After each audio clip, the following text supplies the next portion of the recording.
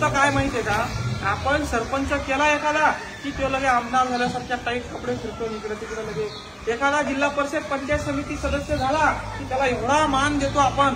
तुम्हाला सांगतो आजच्या काळामध्ये जो जेवढा जास्त मोठा गुंडा आहे, जो जेवढा जास्त हरामखोर आहे, जो जेवढा जास्त लबाड आहे, तो तेवढ्या मोठ्या पदावर आहे की नाही? बरोबर. यांच्याकडे पैसे ले करोडो नाही, यांच्याकडे पैसे कमवण्यासाठी राजकारणात येत नाही. त्यांना मान सन्मान लागतो. मान सन्मान कुठे आहे? खुर्चीत. कोण देतो त्याला मान सन्मान? आपण. अरे सरपंच आले, आणा शाल आणा. अरे ते तुम्हाला निवडून दिलं, तुम्ही त्यानं तुमचे काम करून सोडायचं दिलं, टाईट कपडे घालते, गाडी घेते, मग असं त्याला नाम लागते. मग तुम्ही हार टाकता, शाल टाकता, त्याला वाटतं मिले मोठा झालं.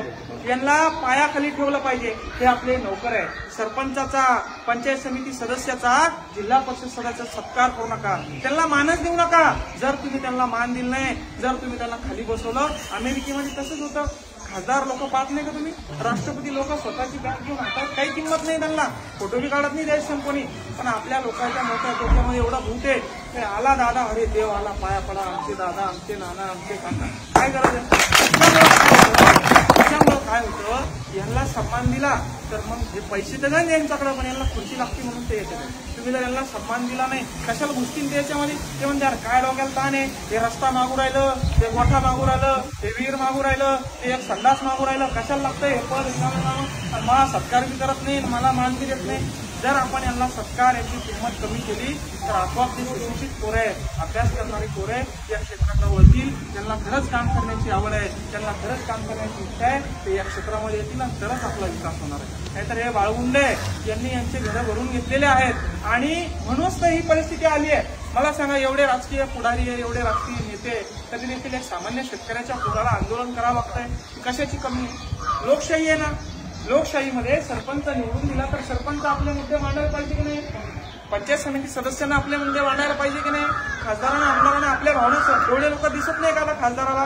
खासदार काना डोळा करतोय.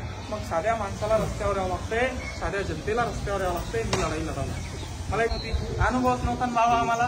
तिकडे एक सभा त्या डाव्यामध्ये, इकडे एक सभा संध्याकाळची त्या पैठणमध्ये, एकच गाडी, 4 पोरं गाडीमध्ये. काय माहित नाही, काय नाही, चालले इकडून तिकडं, तिकडून इकडं, काय नाही. तरी सुद्धा 1,56,000 मतदान दिलं. हे कर्ज तुम्ही मला दिलं. मी आयुष्याच्या शेवटच्या श्वासापर्यंत हे तुमचं 1-1 रुपयाचं ऋण फेडण्याचं काम माझ्या या ठिकाणी करल. आणि माझी अवकाश नव्हती, एक सरपंच एवढं मतदान घेऊ शकत नाही. सन्माननीय मनोज दादा जरांगे यांनी केलेलं हे संघर्ष, यांनी उभं केलेलं हे आंदोलन आहे, त्याचं एक फळ होतं. म्हणून एवढं मतदान या ठिकाणी आपल्याला पडलं. असं म्हणणं का की पाठिंबा दिला असता तर निवडून आला असतं? निवडून येतच नव्हतं आपण.